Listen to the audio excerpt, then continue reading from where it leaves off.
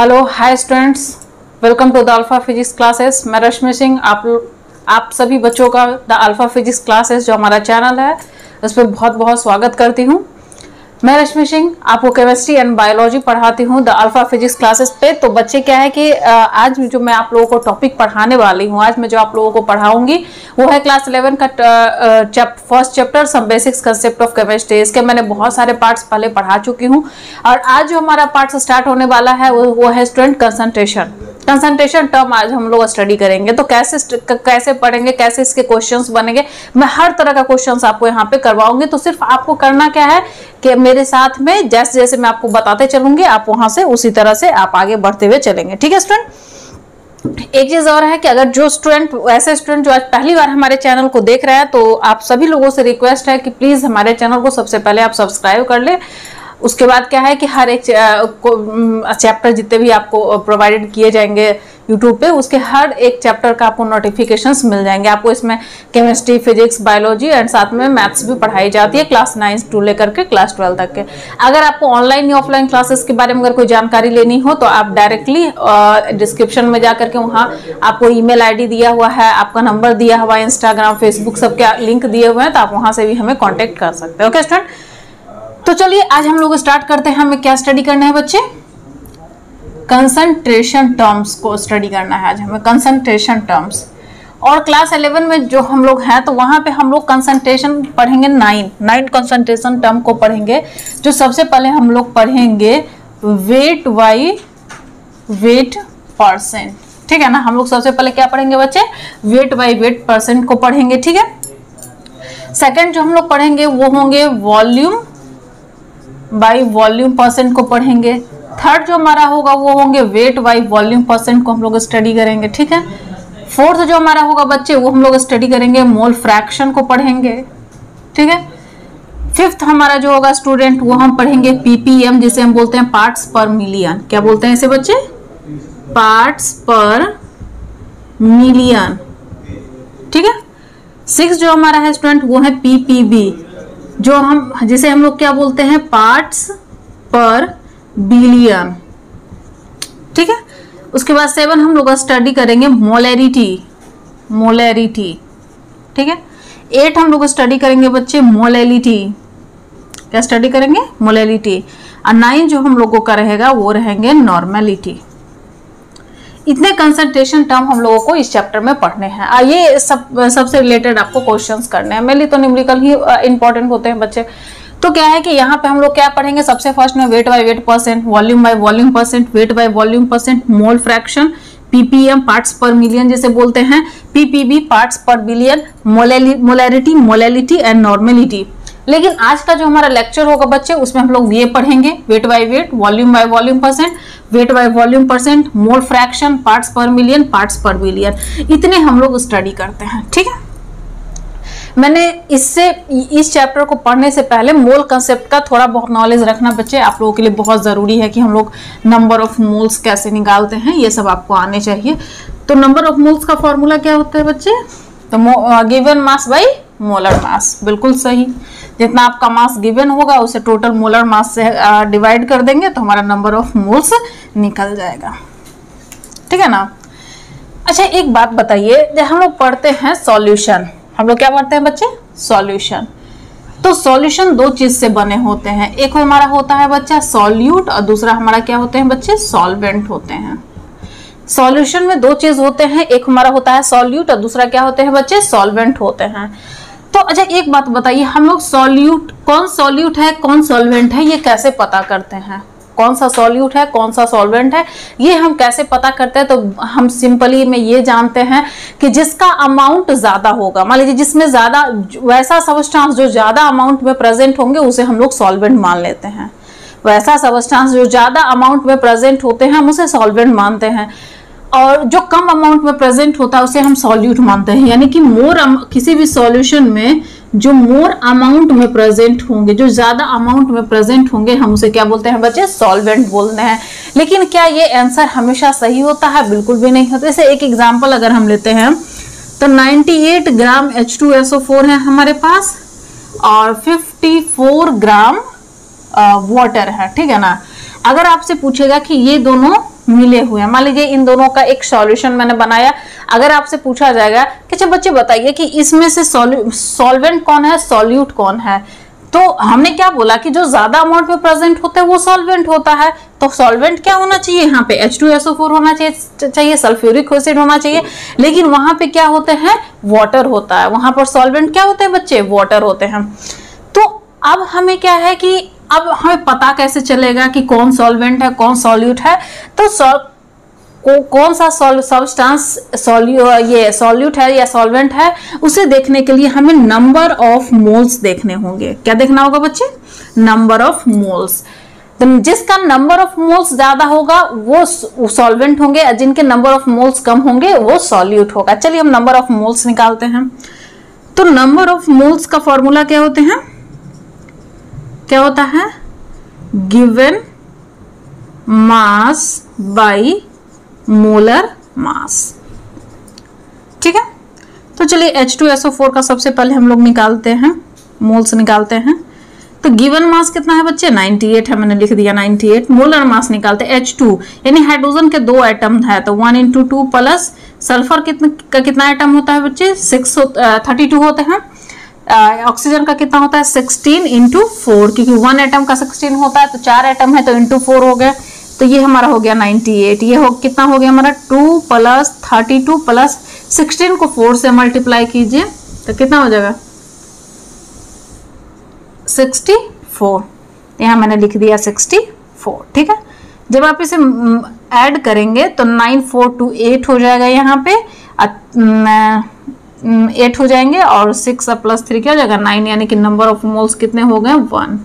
ठीक है ना, यानी कि अगर आपसे पूछा जाएगा कि H2SO4 में कितने मोल्स होते हैं तो हम बताएंगे 1। चलिए वाटर का निकालते हैं। तो वाटर का भी कैसे निकालेंगे मोल्स, तो given mass by molar mass, यही तो हमें निकालना था, given mass by molar mass. Number of moles तो ऐसे ही निकलते हैं। तो गिवन मास हमारा कितना है स्टूडेंट, 54। मोलर मास कितना है, तो 2 × 1 + 16, यानी कितना हो गया बच्चे, 54, और 2 + 16 यानी कितना हो गया हमारा, 54/18। तो ये हम 3 से कर सकते हैं, यानी कि हमारे नंबर ऑफ मोल्स यहाँ कितना है, 3। अब बताइए नंबर ऑफ मोल्स H2SO4 का ज्यादा है या नंबर ऑफ मोल्स वाटर का ज्यादा है। वाटर के नंबर ऑफ मोल्स ज्यादा है क्योंकि ये 3 है, H2SO4 का नंबर ऑफ मोल्स क्या है, 1। तो जिसके नंबर ऑफ मोल्स ज्यादा होते हैं, जिसके नंबर ऑफ मोल्स ज्यादा होंगे वो वहां पे सॉल्वेंट होगा, और जिसके नंबर ऑफ मोल्स कम होंगे वो वहां पे सॉल्यूट होते हैं। ठीक है बच्चे, तो अगर आपसे पूछा जाएगा किसी भी सॉल्यूशन में सॉल्वेंट कौन है सॉल्यूट कौन है, तो आप बता सकते हैं उसके नंबर ऑफ मोल्स निकाल करके, ना कि हम उसके अमाउंट को देख करके बता देंगे कि ये वहां पे सॉल्यूट है ये सॉल्वेंट है, क्योंकि ये रॉन्ग भी हो सकता है। हो सकता है किसी केस में ये सही भी हो, बट कुछ केसेस में रॉन्ग भी हो सकते हैं, तो इस चीज का आपको ध्यान रखना है। ठीक है बच्चे, चलिए ओके। ठीक है स्टूडेंट, तो सबसे फर्स्ट हम पढ़ते हैं वेट बाय वेट परसेंट को हम लोग पढ़ते हैं। किसे पढ़ेंगे, वेट बाय वेट परसेंट को। तो यहाँ पे एक लाइन लिखा हुआ है, ए solution of NaCl is 5%, NaCl in water is 5% wait by wait. ठीक है ना, अगर ये लिखा हुआ है तो इसका मतलब क्या होता है, solution of NaCl in water is 5% wait by wait. इसका मतलब क्या होता है बच्चे, तो इसका मतलब होता है कि 5 ग्राम NaCl is present in 100 gram of solution. समझ में आ रही है बात, 5 ग्राम NaCl is present in 100 gram of solution, ये इसका मतलब होता है। यानी कि अगर कहीं लिखा हुआ आता है ए solution of NaCl in water is 5%, यानी कि NaCl का कोई सॉल्यूशन है, इसका परसेंट है 5% वेट बाय वेट से, तो इसका मतलब होता है कि 5 ग्राम जो सॉल्यूट है, यानी कि यहाँ पे सॉल्यूट कौन है, NaCl, और सॉल्वेंट कौन है हमारा, वाटर। तो 5 ग्राम NaCl जो है वो 100 ग्राम सॉल्यूशन में प्रेजेंट होते हैं, यही हमारा यहाँ पे आता है। तो अगर आपसे पूछा जाएगा कि अगर वेट बाय वेट का फॉर्मूला क्या होता है, वेट बाय वेट परसेंट का फॉर्मूला क्या होते हैं? तो फॉर्मूला होता है बच्चे मास of solute bye mass of solution into 100। यही हमारा फॉर्मूला होता है। वेट बाय वेट परसेंट का फॉर्मूला क्या होता है बच्चे? मास of solute bye mass of solution into 100। तो चलिए यहां से हम एक क्वेश्चन देखते हैं कि एक क्वेश्चन क्या बता रहा है कि 10 ग्राम sucrose is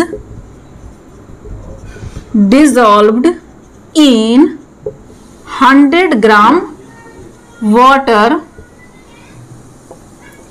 Find its weight by weight percent। ठीक है ना, ये हमें निकालना है। अच्छा, इसका मतलब क्या है? 10 ग्राम सुक्रोज यानी कि आपको सॉल्यूट दिया हुआ है। सॉल्यूट क्या आपका है बेटा? सुक्रोज है। आराम से बनाना है, कोई धड़फड़ी नहीं है, कोई भाग नहीं रहे हम कहीं पर। सॉल्यूट हमारा सुक्रोज है। इसका कितना आपको दे दिए? 10 ग्राम इसका मास आपको दिया हुआ है। सॉल्यूशन का मास निकालना, क्योंकि यहाँ हमें किसका मास निकालना है? सॉल्यूशन का। तो सॉल्यूशन का मास निकालते हैं। लेकिन यहाँ पे देखिए हमें क्या दिया गया? 100 ग्राम वाटर, यानी कि ये हमारा दिया गया है सॉल्वेंट। क्या दिया गया बच्चे? सॉल्वेंट। तो सॉल्यूशन निकालने के लिए हमारे पास, सॉल्यूशन का मास निकालने के लिए फॉर्मूला क्या होते हैं? Mass of solvent plus mass of solute. Mass of solvent plus mass of solute. तो सॉल्वेंट का मास हमारे पास कितना है? 100 और सॉल्यूट का मास हमारे पास कितना है? 10, यानी कि 110 ग्राम, 110 ग्राम। ठीक है बच्चे, चलिए वेट वाई अब यहां से बनाते हैं। पहले ये देखिए कि क्वेश्चन में हमें दिया क्या गया है और उसी के अनुसार हम यहाँ पे बनाते हुए चलेंगे और कोई दिक्कत नहीं है। ठीक है ना, चलिए तो फॉर्मूला लिखते हैं। वेट बाई वेट परसेंट का फॉर्मूला लिखते हैं। तो हमारे पास फॉर्मूला है मास of solute by mass of solution into 100। Solute का मास कितना है हमारे पास? 10। सॉल्यूशन का मास कितना है हमारे पास? 110 इनटू 100। ये हमारा कट गया, हमारे पास क्या बच गया? 100 बाई 11। तो 11 हमारे पास है बच्चे, 100 हैं तो मल्टीप्लाई करते हैं तो 9 से करेंगे तो 99 यहाँ पे आ जाएगा। ठीक है ना, तो 99 आएंगे तो यहाँ पे 1 आ जाएगा, 0 ये आ जाएंगे, फिर 9 से करो तो 99 तो ये आ जाएंगे। तो हमारे पास क्या हो गया? 9.09%। तो इस तरह से क्वेश्चन दिए होते हैं और इस तरह से हमें क्वेश्चन बनाने होते हैं। देखिए बच्चे, क्वेश्चन कोई बहुत ज्यादा टफ नहीं होता है, लेकिन सबसे पहले हमें वहां पे ये देखना होगा कि क्वेश्चन में दिया क्या गया है और हमसे पूछ क्या रहा है। दिया क्या गया है और हमसे पूछ क्या रहा है, ये सबसे पहले आपको समझना। अगर आप वो समझ जाएंगे तब तो आप बना ही लेंगे क्वेश्चन, लेकिन अगर आपको वो समझ में नहीं आया तो क्वेश्चन बनाना मुश्किल हो जाएगा। ठीक है बच्चे, हम हर एक पॉइंट को आराम से देखते हैं, डील करते हुए चलेंगे।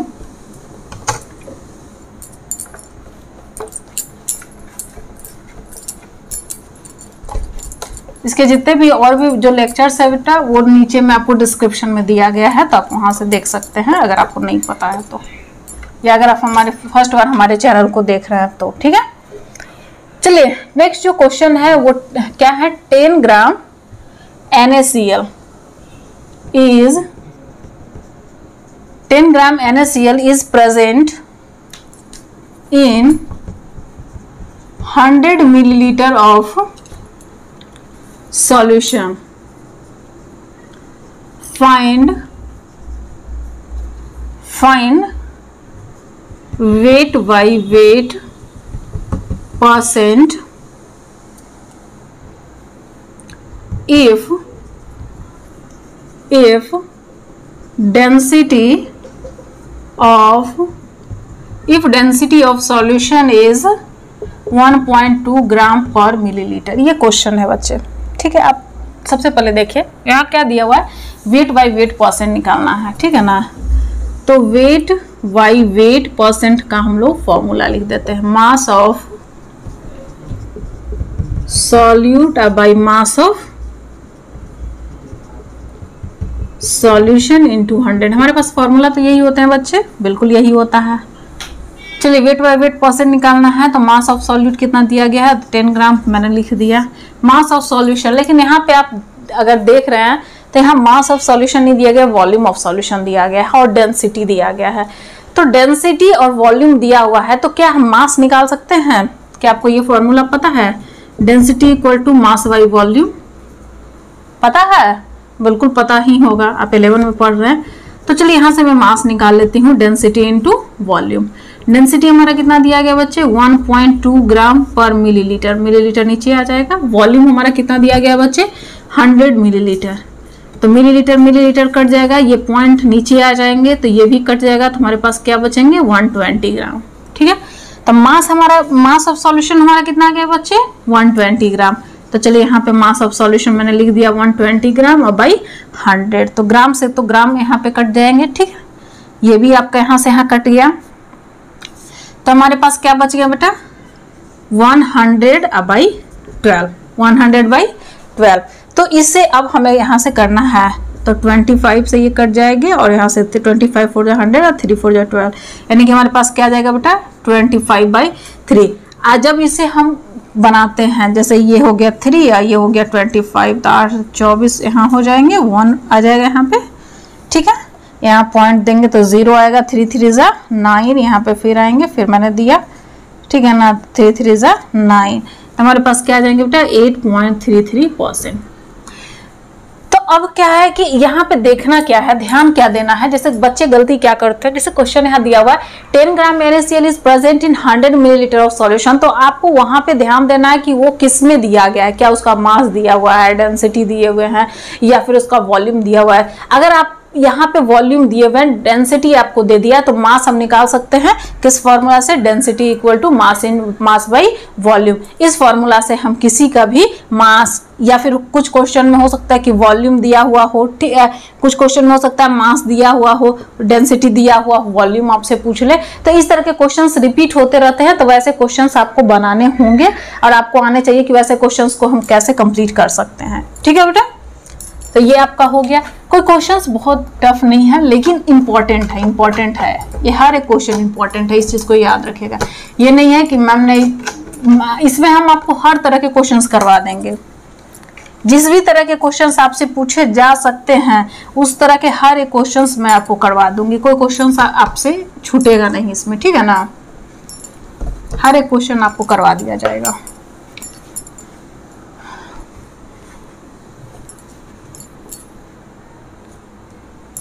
ठीक है, चलिए अब सेकंड देखते हैं, वॉल्यूम बाई वॉल्यूम परसेंट। ये हमें देखना है कि वॉल्यूम बाई वॉल्यूम परसेंट अगर दिया हुआ हो तो कैसे बताएंगे। ये देखिए दिया हुआ HCl aqueous solution is 7% volume by volume percent. इसका मतलब क्या होता है? तो इसका मतलब होता है 7 millilitre HCl is present in 100 aqueous है, तो यहाँ पे क्या हो गया? 100 मिलीलीटर ऑफ सॉल्यूशन। ये हमारा यहाँ पे इसका मतलब होता है कि क्योंकि यहाँ वॉल्यूम बाय वॉल्यूम दिया हुआ है, वॉल्यूम यहाँ पूछ रहा है, तो यहाँ मिलीलीटर में आएंगे, तो यहाँ पे क्या स्टूडेंट है बेटा कि 7 मिलीलीटर HCl, यानी कि यहाँ अच्छा यहाँ पे आपसे पूछा जाए कि कौन सॉल्वेंट है कौन सॉल्यूट है, तो HCl हमारा सॉल्यूट है बेटा और वाटर हमारा क्या है? सॉल्वेंट है। तो और दोनों का जो सॉल्यूशन है, दोनों का जो मिक्स सॉल्यूशन है उसे हम, दोनों का जो सॉल्वेंट और सॉल्यूट जो मिक्स में उसे हम सॉल्यूशन बोल दिए हैं। तो 7 ml solution is present in 100 ml 7 ml HCl is present in 100 ml solution। तो अगर यहाँ से क्वेश्चंस आते हैं कि वेट बाई वेट परसेंट अगर आपको निकालना है, तो हमारे पास फॉर्मूला होते हैं volume of solute by volume of solution into 100। यही हमारे पास फॉर्मूला होते हैं। लेकिन याद रखिएगा कि इससे क्वेश्चन नेग्लिजिबल आता है, ना के बराबर आता है। अगर 2 4 5 10 साल में अगर कभी पूछ लिया जाए तो पूछ लेते हैं, नहीं तो ऐसा क्वेश्चन इससे आते नहीं है। सबसे ज्यादा question student wait by weight percent से आता है, और जो अभी हम बताने जा रहे हैं उससे आता है, वो हमारा क्या है? Weight by volume percent. ये बहुत इंपॉर्टेंट है, बहुत इंपॉर्टेंट, इससे बहुत ज्यादा क्वेश्चन पूछे जाते हैं वेट बाय वॉल्यूम परसेंट से। तो वेट बाय वॉल्यूम परसेंट को अगर समझाना होगा तो कैसे समझाएंगे? जैसे दिया हुआ है a sugar solution is 3% weight by volume, ठीक है ना। तो इसको हम कैसे बता सकते हैं, इसको बता सकते हैं कि 3 gram sugar is present in 100 millilitre solution.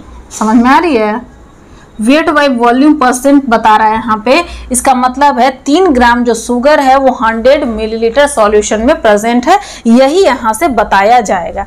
अगर आपसे पूछेगा कि वेट बाई वॉल्यूम परसेंट का फॉर्मूला क्या बनेंगे, वेट बाई वॉल्यूम परसेंट का आप ही लोग बताइए कि इसका फॉर्मूला क्या बनेगा, सबको आता होगा। यहाँ पे बनेंगे मास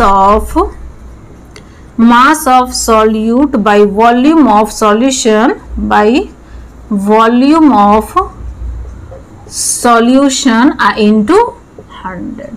ये हमारे पास इसका फॉर्मूला आता है जो बहुत बहुत बहुत इंपॉर्टेंट है, ठीक है ना, बहुत ज्यादा इंपॉर्टेंट है, तो आपको याद रखना है। वेट बाय वेट परसेंट का पूछा जाएगा तो मास of solute bye mass of solution into 100 हो जाएगा। अगर वॉल्यूम बाय वॉल्यूम परसेंट का पूछा जाएगा तो volume of solute by volume of solution into 100 हो जाएगा। अगर वेट बाय वॉल्यूम परसेंट का पूछा जाएगा तो यहाँ पे क्या हो जाएंगे, मास of solute by volume of solution into 100 हो जाएंगे बच्चे। ये हमारा फॉर्मूला होता है, ठीक है। तो फॉर्मूला जब आपको पता चल गया है तो आपको यहाँ से क्या होंगे, क्वेश्चंस करने होंगे। क्या बच्चे, क्वेश्चंस करने होंगे, क्योंकि न्यूमेरिकल्स करने से ही आपका जो जितने भी आपका कंसेप्ट होते हैं बच्चे वो क्लियर होते हैं। जितने भी क्वेश्चंस जो बनते हैं, क्वेश्चन से ही आपका कंसेप्ट जो होते हैं बच्चे वो क्लियर होता है। तो मैं क्वेश्चन जितना ज्यादा से ज्यादा होगा, मैंने आपको पहले ही बोला कि मैं हर तरह का क्वेश्चन यहाँ करवा दूंगी, आपको टेंशन लेने की जरूरत नहीं है, ठीक है ना। ये सोचना नहीं है कि पता नहीं मैम बनाएंगी या नहीं। जिस भी तरह का क्वेश्चन आपसे पूछा जा सकता है एग्जाम में, हर तरह के क्वेश्चंस आपको करवा दिए जाएंगे, हर तरह के क्वेश्चंस करवा दिया जाएगा आपको।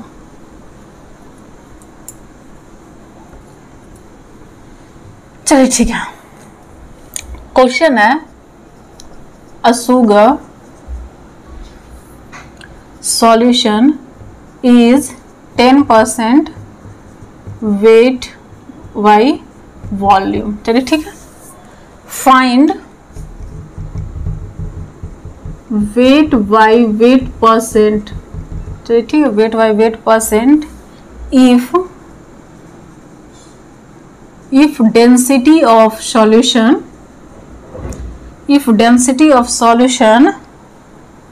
is 1.25 ग्राम पर मिलीलीटर, ठीक है ना। तो सबसे पहले हमें तो 10% दिया हुआ है, इसका मतलब 10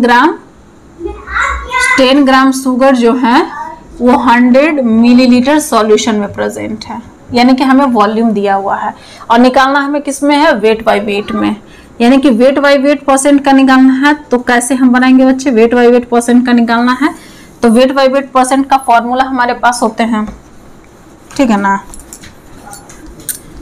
वेट बाय वेट परसेंट का हमारे पास फॉर्मूला होता है, उसी फॉर्मूला को हम यूज करेंगे, ठीक है ना, उसी फॉर्मूला के हम लोग यूज करेंगे। तो वेट बाय वेट परसेंट का फॉर्मूला क्या होता है बच्चे, मास of solute by mass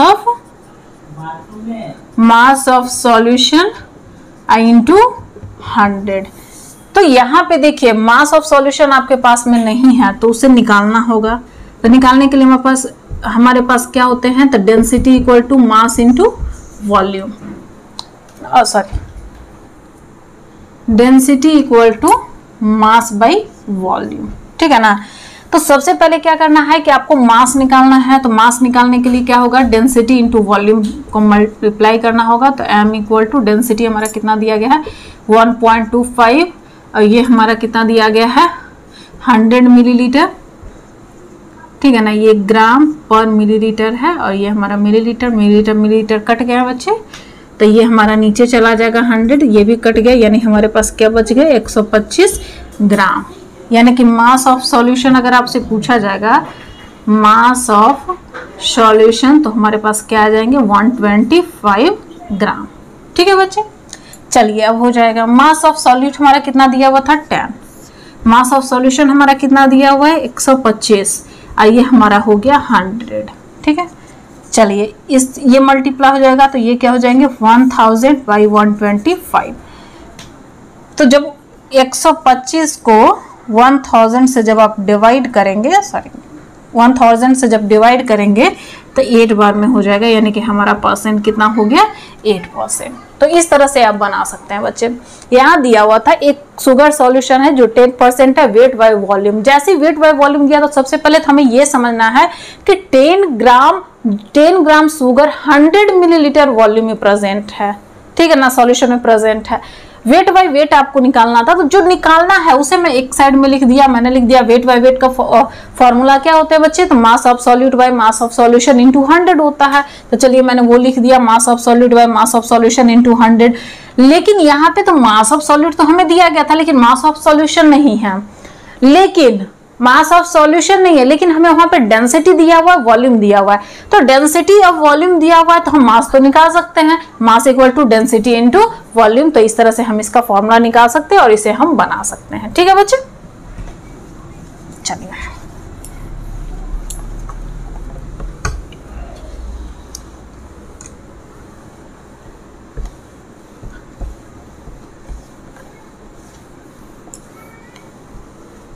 comment box में बच्चे जरूर बताएं, आप लोग कमेंट नहीं करते हैं, कमेंट बॉक्स में जरूर बताएं कि कैसा आपको लग रहा है, ठीक है ना। चलिए नेक्स्ट क्वेश्चन देखते हैं। A sugar solution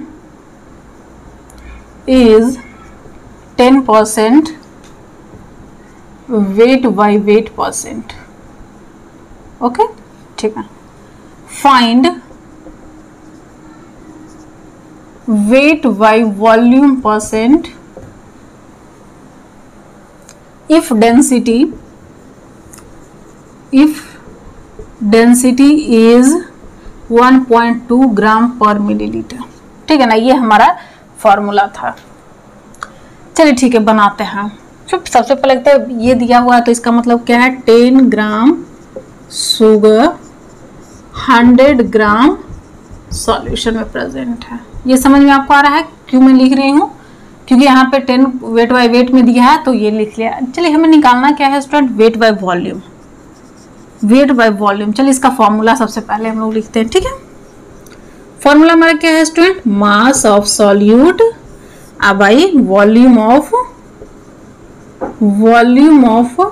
solution I into 100। हमारे पास फॉर्मूला तो यही है, बिल्कुल यही फॉर्मूला है। लेकिन यहाँ पे सॉल्यूट का तो मास दिया है, लेकिन सॉल्यूशन का वॉल्यूम नहीं दिया, सॉल्यूशन का मास दिया है, तो वॉल्यूम हमें निकालना होगा। कैसे निकालेंगे, तो density equal to mass by volume. क्या होता है density equal to mass by volume, तो वॉल्यूम इक्वल टू क्या हो जाएगा, मास बाई डेंसिटी। तो मास हमारा कितना दिए हुए हैं बच्चे, 100 ग्राम दिया हुआ है, और डेंसिटी हमारा क्या दिया हुआ बच्चे, 1.2 ग्राम पर मिलीलीटर। तो ग्राम ग्राम कट जाएगा, मिलीलीटर ऊपर आ जाएंगे, यानी 100 बाई 1.2 मिलीलीटर, यही हमारे पास यहाँ बनेगा, ठीक है। चलिए अब लिखते हैं, मास ऑफ सॉल्यूट कितना दिया हुआ है बच्चे, 10। वॉल्यूम ऑफ सॉल्यूशन कितना दिया हुआ है, 100 बाई 1.2 इंटू 100, ठीक है ना। ये हमारे पास में दिए हुए हैं, ये आपका पास फॉर्मूला है, और इसी फॉर्मूला को क्या करना है बच्चे, अब आपको बनाने हैं। चलिए ये और ये कट जाएगा, ठीक है ना, ये और ये तो कट जाएंगे 100 से, और ये कहाँ चला जाएगा ऊपर, यानी कि 10 इंटू 12 1.2, ये हमारे पास बनेंगे, ठीक है। अगर इसका डेसिमल हटाते हैं तो 10 नीचे आ जाएगा, ये भी कट गए, हमारे पास कितना बच गया स्टूडेंट, 12%, ठीक है ना। तो इस तरह से हम बना सकते हैं। कोई भी क्वेश्चंस दिया हुआ हो आप इजीली बना सकते हैं, सिर्फ आपको ये देखना है कि उस क्वेश्चन में दिया क्या गया है और क्वेश्चन में पूछ क्या रहा है। यहाँ पे देखिए वेट बाय वेट परसेंट दिया हुआ था, वेट बाय वॉल्यूम परसेंट पूछ रहा था, मास आपको दिए हुए थे, वॉल्यूम आपका निकालना था। तो डेंसिटी का फॉर्मूला आप याद रखिए, डेंसिटी इक्वल टू क्या होता है, मास इन बाई वॉल्यूम, तो वॉल्यूम इक्वल टू क्या हो जाएगा, मास बाई डेंसिटी, और इस फॉर्मूला से हम वहां पे बना सकते हैं। इजी है लेकिन इंपॉर्टेंट है। मैंने आपको क्या बोला कि ये जो पार्ट है ये बहुत इंपॉर्टेंट है, हर एक पार्ट इंपॉर्टेंट है, ऐसा नहीं है ये पार्ट इंपॉर्टेंट है इसके बाद आने वाले पार्ट बहुत इजी होंगे, ऐसा कुछ नहीं है, सभी पार्ट्स इंपॉर्टेंट है, ठीक है। तो सारे पार्ट्स को आपको अच्छे से रिकॉल करना है, अच्छे से पढ़ना है। चलिए एक क्वेश्चन और लेते हैं। ए solution of HNO3, nitric acid है, HNO3 है, इज 5% वेट बाई वेट, ठीक है ना। Find the mass of HNO3। HNO3 का मास आपको निकालना है। Find the mass of HNO3 present in 100 milliliter, present in 100 milliliter of solution, 100 milliliter of solution if density is 1.4 ग्राम, ठीक है ना। तो चलिए सबसे पहले हम लिखते हैं कि दिया हुआ क्या है हमें, wait by weight percent student आपको दिए गए हैं, जो कितना हमारा है 5%। चलिए ठीक है, क्या निकालना है, मास ऑफ HNO3 निकालना है, मास ऑफ HNO3 आपको निकालना है। और दिया क्या गया है, वॉल्यूम ऑफ सॉल्यूशन, क्या दिया गया है, वॉल्यूम ऑफ सॉल्यूशन आपको दिया गया 100 मिलीलीटर। लेकिन हमें वेट बाई वेट परसेंट से मास निकालना है, वेट बाई वेट परसेंट से मास निकालना है। तो हमारे पास फॉर्मूला क्या बनते हैं, फॉर्मूला हमारे पास बनता है student mass of solute by mass of solution into 100। तो हमें क्या निकालना है, मास ऑफ सॉल्यूशन, डेंसिटी दिया गया है। चलिए फॉर्मूला हमारे पास क्या होता है, density equal to mass by volume. तो मास इक्वल टू क्या हो जाता है बच्चे, डेंसिटी इनटू वॉल्यूम। डेंसिटी हमारा कितना दिए गए हैं बच्चे, 1.4 ग्राम दिया गया है। वॉल्यूम हमारा क्या दिया गया है 100 मिलीलीटर। ये ग्राम, डेंसिटी ग्राम पर मिलीलीटर होगा, ग्राम पर मिलीलीटर। ये तो हमारा कट जाएगा, ये हमारा आ जाएगा नीचे 10, ये हमारा कट गया, यानी कि हमारे पास कितना बच गया, मास 140 ग्राम। चलिए ठीक है, ये हमारा क्या दिया हुआ था स्टूडेंट 5, ये हमारा था मास ऑफ सॉरी यहाँ पे ये नहीं करते, मास ऑफ सॉलिड हमें नहीं पता, हमने x लिख दिया। ये हमारे पास हो गया 140 इंटू 100। चलिए ये मैंने कट कर दिया, ठीक है। इसे मैं इधर लेकर के चली जाती हूँ, ठीक है ना। ये हमारे इधर हो जाएगा, तो ये मैं इसे इधर लेकर के जाती हूँ, तो क्या हो जाएगा 5 into 14 equal to x into 10। ये हो जाएगा ना हमारा, हो गया ये हमारा 5 इंटू 14 x इक्वल टू 10। तो चलिए इसको करते हैं, और मान लीजिए इसका एक स्टेप और लेकर के जाते हैं। तो 5 इंटू 14 अब बाई सॉरी ये हम इधर लेकर के आते हैं 10, ये हमारा हो जाएगा x। तो 5 2 जा 10, इधर से काट दीजिए तो हमारा क्या हो गया 7। इसका मतलब क्या है, x इक्वल टू क्या हो गया 7, यानी कि 7 ग्राम, यानी कि मास ऑफ HNO3 कितना हमारे पास है 7 ग्राम है। तो इस तरह से आप क्वेश्चन बना सकते हैं। इसमें आप देखिए वेट बाय वेट परसेंट आपको दिया गया, मास ऑफ सॉल्यूट आपसे पूछा जा रहा है, और वॉल्यूम ऑफ सॉल्यूशन दिया गया है। तो वॉल्यूम ऑफ सॉल्यूशन जब आपको दे दिया गया है, तो हम इस फॉर्मूला से density equal to mass by volume, इस फॉर्मूला से हम मास निकाल सकते हैं। और फिर वहां पे जो सॉल्यूशन का जो मास आएगा वो यहाँ पे मैंने पुट किया, वेट बाय वेट परसेंट दिया गया था, ये भी आपको दिया गया, तो मास ऑफ सॉल्यूट तो आप निकाल ही सकते हैं। आपको सिर्फ तो 3 तक तो मैंने पढ़ा दिया। इसके बाद हमारा 4th पार्ट है, जिसे हम क्या बोलते हैं बेटा, मोल फ्रैक्शन। क्या बोलते हैं हम लोग, मोल फ्रैक्शन। तो मोल फ्रैक्शन को हम लोग कैसे स्टडी करेंगे, देखिए हमारे पास मान लीजिए 2 कंपाउंड है, एक है A है, दूसरा है B। मान लीजिए फर्स्ट का मोल है 1, A का मोल है 1 और B का मोल है 2। तो अगर आपसे क्वेश्चन में पूछ लिया जाएगा कि मोल फ्रैक्शन ऑफ A क्या होंगे, क्या पूछा जाएगा, मोल फ्रैक्शन ऑफ A, तो हम लोग बोल देंगे 1 हमारा जो मोल दिया गया है, और साथ में टोटल मोल को ऐड कर देंगे, तो 1 + 2 कितना हो जाएगा 1/3, ठीक है। नेक्स्ट अगर हमसे पूछा जाए कि मोल फ्रैक्शन ऑफ बी क्या होगा, क्या पूछा जाएगा, मोल फ्रैक्शन ऑफ बी। तो मोल फ्रैक्शन ऑफ बी क्या होंगे, नंबर ऑफ मोल जो उसका दिया गया है प्लस टोटल मोल, तो यानी कि 2/3। इट मीन्स अगर कहीं क्वेश्चन में है कि ए, बी और सी 3 यहाँ पे मान लीजिए कि आपको कंपाउंड दिए गए हैं, सबके मोल फ्रैक्शंस निकालने हैं, तो हम कैसे निकालेंगे, मोल फ्रैक्शंस ऑफ ए निकालना है। तो मान लीजिए कि यहाँ पे नंबर ऑफ मोल्स Na है, नंबर ऑफ मोल्स Nb है, नंबर ऑफ मोल्स Nc है। तो हमारे पास फॉर्मूला क्या हो जाएंगे, Na by Na plus Nb plus Nc। ठीक है, नेक्स्ट अगर हमसे अगर पूछ लिया जाए कि मोल फ्रैक्शन ऑफ B क्या होंगे, क्या पूछा जाएगा, मोल फ्रैक्शन ऑफ B, तो हम क्या निकालेंगे, Nb by Na plus Nb plus Nc। Next अगर मान लीजिए हमसे पूछ लिया जाए कि मोल फ्रैक्शन ऑफ C क्या होंगे, मोल फ्रैक्शन ऑफ C, तो हम क्या लिख देंगे, Nc by Na plus Nb plus Nc, यानी कि जो उसका मोल होगा उसको टोटल मोल से हम डिवाइड कर देंगे तो उसका मोल फ्रैक्शन निकल जाएंगे। ठीक है ना। एक चीज और याद रखना है बेटा कि मोल फ्रैक्शन को हम लोग दो सिंबल से हम लोग दिखाते हैं, जिसे एक को बोला जाता है ये जीटा, इसे क्या बोलते हैं, जीटा, और दूसरा ये हमारा होते हैं जिसे बोला जाता है ईटा। ये हमारा सिंबल होता है मोल फ्रैक्शन का। कभी कभी क्वेश्चंस में क्या होता है, जीटा या फिर ईटा देकर के पूछ लिया जाता है, वहां पे मोल फ्रैक्शन लिखा हुआ नहीं होता है। तो अगर ऐसा भी लिखा हुआ आते हैं बच्चे, तो उस क्वेश्चन को समझ जाना है कि वहां पे हमसे पूछ क्या रहा है, वहां हमसे क्या पूछ रहा होगा, मोल फ्रैक्शन पूछ रहे होंगे। तो इस क्वेश्चन से आपको समझ जाना है कि वहां पे हमसे क्या पूछ रहा है। ठीक है ना, ये चीज आपको समझ जाना है।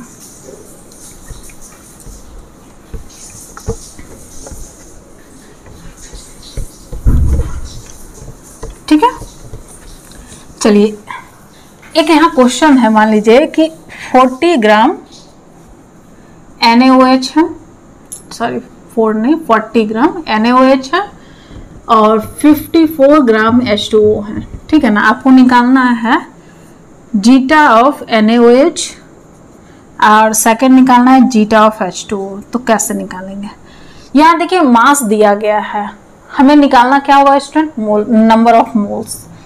तो नंबर ऑफ मोल्स NaOH का निकालते हैं, तो गिवन मास, क्या हमारे पास फॉर्मूला बनता है, given mass by molar mass.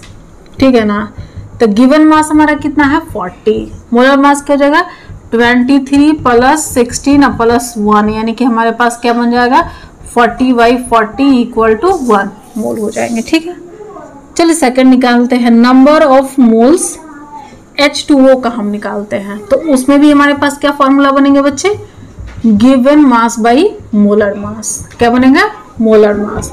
Given mass हमारा कितना है 54, मोलर मास हमारा कितना हो जाएगा 1 × 2 प्लस 60, यानी कि 54/18 हो, यानी कि 3 मोल हो जाएंगे। ठीक है, चलिए जीटा ऑफ NaOH निकालते हैं। तो हमारे पास फॉर्मूला क्या हो जाएंगे, मोल्स ऑफ, फॉर्मूला हमारे पास क्या हो जाएगा, moles of NaOH plus moles of NaOH plus moles of H2O, ये तो हमारे पास फॉर्मूला बनेंगे। नेक्स्ट हमारे पास अगर इसका निकालना होगा तो moles of H2O by moles of NaOH plus moles of H2O, यही तो हमारे पास फॉर्मूला बनेंगे।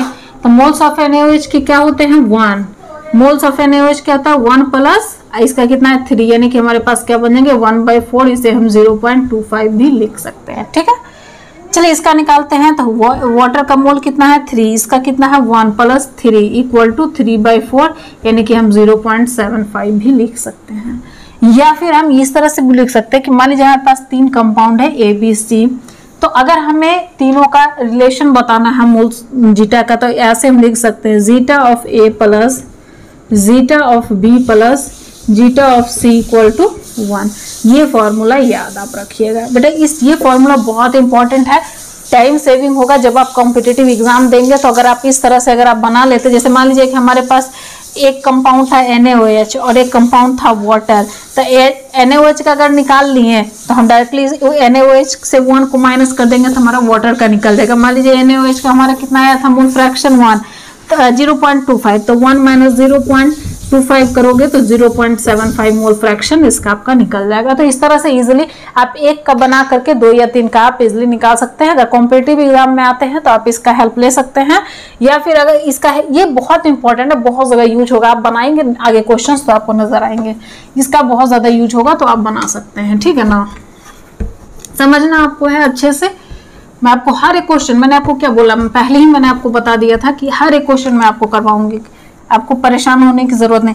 कैसे क्वेश्चन यहाँ से पूछे जा सकते हैं वो सारा क्वेश्चन मैं आपको करवा दूंगी यहाँ से। ठीक है, चलिए एक क्वेश्चन है जिसे हम लोग देखते हैं। ए solution has 46% wait by weight percent आपका है, ठीक है। ये आपको दिया गया है इथाइल अल्कोहल एंड वाटर का सॉल्यूशन है। Find the mole fraction of ethyl alcohol, ये आपका क्वेश्चन है, ठीक है। 46 वेट बाई वेट अगर दिया हुआ है, इट मीन्स क्या हो रहा है बच्चे यहाँ पे कि 46 ग्राम 100 ग्राम सॉल्यूशन में प्रेजेंट है, ठीक है। सबसे पहले तो हमें वाटर का मास निकालना होगा। तो मान लीजिए कि सॉल्यूशन आपका दिया गया है 100 ग्राम, ठीक है। सॉल्यूट आपका दिया गया है 46 ग्राम। तो सॉल्वेंट कैसे हम निकालेंगे? तो सॉल्यूशन माइनस सॉल्यूट, ये फॉर्मूला कहाँ से आया? तो solvent plus solute equal to solution होता है, ये तो आप जानते ही हैं। क्या हो जाएगा? 100 माइनस 46 ग्राम इक्वल टू 54 ग्राम आ जाएगा हमारा वाटर। चलिए ठीक है। तो सबसे पहले हम लिखते हैं इथाइल अल्कोहल। क्या लिखते हैं हम लोग? Ethyl alcohol. क्या फॉर्मूला होता है? C2H5OH। सबसे पहले हमें इसका क्या निकालना होगा? मोल्स। मास दिया हुआ है 46। चलिए यहाँ से निकल लिखते हैं 12 इंटू 2 प्लस 1 इंटू 6, 6 हाइड्रोजन है, प्लस 16, तो हमारे पास हो जाएंगे 46/24 plus 6 plus 16 equal to 46/46 equal to 1 mole हो जाएंगे। चलिए ठीक है। चलिए वाटर का आप निकालते हैं। वाटर का फॉर्मूला क्या होता है? H2O होते हैं। मास हमें गिवन है 454, 2 प्लस 16 54/18 हो जाएंगे बच्चे। ये हमारा मोल आ जाएगा 3। चलिए नेक्स्ट हो गया हमारा कि मोल फ्रैक्शन C2H5OH का निकालना है, ठीक है ना। तो निकालना है तो सबसे पहले मोल फ्रैक्शन, मोल्स इसका N C2H5OH का हमारा कितना है, और N C2H5OH प्लस NH2O का निकालना होगा। कितना हमारे पास दिए गए बच्चे? 1। ये भी कितना हमारा है? 1 प्लस 3, यानी कि हमारा आंसर क्या हो जाएगा? 1.4। ये हमारा आंसर है। अगर मान लीजिए कि यहीं पे दिया होता कि मोल फ्रैक्शन वाटर का भी निकालना है। क्या निकालना है? मोल फ्रैक्शन वाटर का भी अगर आपको निकालना है तो हम कैसे फॉर्मूला बनाएंगे? तो N हो जाएगा स्टूडेंट H2O हो जाएंगे, ये N हो जाएगा C2H5OH का हो जाएगा प्लस NH2O का हो जाएंगे। हमारे पास वाटर का क्या मोल दिए गया? 3। इसका कितना दिया गया? 1 प्लस 3 यानी कि 3/4। तो इस तरह से हम निकाल सकते हैं और ये हमारा आंसर है। तो अगर ऐसे भी कहीं क्वेश्चन दिए हुए होते हैं तो वहां से आप उसे बना सकते हैं, और उसे बनाना बहुत डिफिकल्ट नहीं है, बहुत इजी है। सिर्फ ये देखना है कि दिया क्या गया और हमें निकालना क्या है। अगर आपको ये समझ में आ गया तो आप क्वेश्चन कर सकते हैं। अगर आपको यही समझ में नहीं आएगा तो आप कितना भी क्वेश्चन को सॉल्व करने की कोशिश कीजिए, क्वेश्चन आपसे नहीं बनेंगे, ठीक है ना। दिया क्या गया है क्वेश्चन में और हमसे पूछा क्या गया है, ये सबसे पहले आपको समझ में आना चाहिए। इसीलिए मैं हमेशा ही जितने भी क्वेश्चन दिए जा रहे हैं, मैं हमेशा, अब जब आप 10 12 15 बार जब आप इसे सॉल्व करेंगे स्टूडेंट, तो क्या हो जाएंगे कि ये आपको रिमेंबर हो जाएंगे। आपको फिर इतना आपको पूरा प्रोसेस करने की जरूरत नहीं पड़ेगा, ठीक है ना। तो नेक्स्ट जो हमारा है वो हम लोग छोटा छोटा सा पार्ट अब बचा है PPM। 5th जो हमारा है PPM, जिसे हम क्या बोलते हैं? Parts per million. अब मिलियन को हम लोग किससे डिनोट करते हैं? 10⁶ से करते हैं ना। तो कैसे बताएंगे? दिया हुआ अगर कहीं पे है शुगर 2 ppm सॉल्यूशन, ठीक है ना। तो इसका मतलब है 2 gram sugar present in power 6, 2 gram sugar is present in 100 gram of solution. ये आपका क्वेश्चन है, ठीक है ना। कि ये आपका दिया गया है, सॉरी यहाँ पे वेट बाई वेट नहीं है, 2 gram sugar present in solution, ये आपका दिया गया है, ठीक है ना। अगर आपसे मान लीजिए कि यहाँ पे पूछ लिया जाए कि फॉर्मूला अगर यहाँ पे क्या होंगे, क्या इसका फॉर्मूला होगा, कैसे हम इसे बना सकते हैं, तो बनाने का बहुत सिंपल है। वो हमारा क्या होगा? अगर फॉर्मूला हमारे पास होते वो ये होता है PPM equal to mass of solute अब by mass of solution into parts per million है, तो यहाँ पे हो जाएंगे 10⁶। ये हमारा होगा फॉर्मूला। चलिए यहाँ से क्वेश्चन दिया गया, उस क्वेश्चन को देखते हैं। O2 इज डिजॉल्व्ड, ऑक्सीजन को बोला जा रहा है, O2 is dissolved in water as 8 × 10⁻⁴ gram. ठीक है, O2 इन 100 ग्राम वाटर। ठीक है, 100 gram water. Find concentration of O2 in ppm।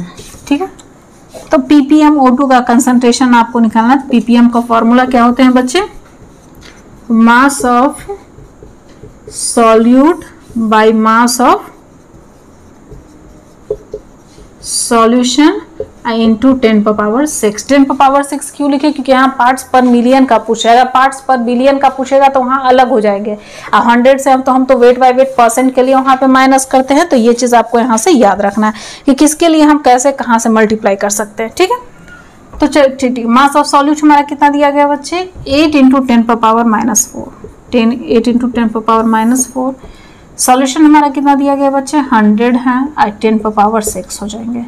चलिए यहाँ से मैं 2 यहाँ कर देती हूँ, 10⁻⁴ हो जाएंगे। ठीक है, ये प्लस में है, ये माइनस में, तो प्लस माइनस कैंसिल हो जाएगा, यानी हमारे पास बचेंगे 8 × 10⁻�0। और आप जानते हैं 10⁻�0 होता है तो इसका वैल्यू क्या हो जाता है? 1 हो जाता है, यानी कि 8 × 1 क्या हो जाएगा? 8। ठीक है ना, तो हमारा ppm कितना आ जाएगा? 8 ppm। ठीक है ना, तो इस तरह से हम वहाँ पे निकाल सकते हैं। ठीक है, मास ऑफ सॉल्यूट जो हमें दिया होगा वो लिख देंगे, मास ऑफ सॉल्यूशन जो दिया होगा बच्चे वो लिख देंगे, और इसको 10⁻�6 से मल्टीप्लाई कर देंगे। अब यहाँ पे क्वेश्चंस कैसे कैसे पूछे जा सकते हैं? हो सकता है ppm they they, mass of solution पूछ ले, मास ऑफ सॉल्यूट पूछ ले, या आपको इसी में आपको चेंज करते रहेंगे, कुछ इसमें दूसरा आपसे नहीं पूछेगा। ठीक है ना, अब क्या आता है कि अगर क्वेश्चन आते हैं पार्ट्स पर बिलियन का, तो कैसे आएंगे पार्ट्स पर बिलियन का? लेकिन याद रखिएगा यहाँ से क्वेश्चंस ना के बराबर अराइज होता है, लेकिन हमें थोड़ा सा देख लेना, फॉर्मूला याद रख लेना है। इतने आप क्वेश्चंस किया, फॉर्मूला अगर आपको याद रहेंगे तो आप वहां से इजीली बना सकते हैं उसको। ठीक है ना, फॉर्मूला आप याद कर लीजिए कि पार्ट्स पर बिलियन का फॉर्मूला क्या होंगे। तो m के जगह पे b हो जाएगा, यहाँ पे मिलियन के जगह पे बिलियन हो जाएंगे, यहाँ पे हो जाएगा 10⁻⁹। ठीक है, तो अगर मान लीजिए 2 ग्राम सॉल्यूशन प्रेजेंट इन 10⁻⁹। अगर फॉर्मूला अगर आपसे पूछा जाएगा ppb का फॉर्मूला क्या होते हैं बच्चे, तो फॉर्मूला याद रख लीजिएगा, मास ऑफ सॉल्यूट होता है बाय मास ऑफ सॉल्यूशन होते हैं इंटू 10⁻⁹, ये आपका होता है। ठीक है, तो नेक्स्ट जो अब मैं आपको लेक्चर पढ़ाऊंगी बच्चे, उसमें आपका क्या रहेगा? मोल फ्रैक्शन पर मैंने आपको वेट बाय वेट परसेंट पढ़ा दिया, वॉल्यूम बाय वॉल्यूम परसेंट मैंने आपको पढ़ा दिया। उसके बाद मैंने आपको क्या कहता है वेट बाय वॉल्यूम परसेंट पढ़ा दिया, मैंने मोल फ्रैक्शन आपको बता दिया, आपको मैंने ppm बता दिया, पार्ट्स पर मिलियन, पार्ट्स पर बिलियन। नेक्स्ट जो हमारा लेक्चर होगा स्टूडेंट वो होंगे molarity, normality, molality and normality, and फिर आगे हम सो ऑन जो भी होंगे आगे हम लोग पढ़ते जाएंगे। लेकिन हमारे चैनल को सब्सक्राइब करना ना भूलें, और वैसे बच्चे जो आपके क्लासेस में हैं और जो पढ़ना चाहते हैं तो आप उसे शेयर भी कर सकते हैं, और हमारे साथ जुड़े हुए रहिए बच्चे, हम आपको बहुत आगे तक लेके जाएंगे। Thank you, best of luck, good day.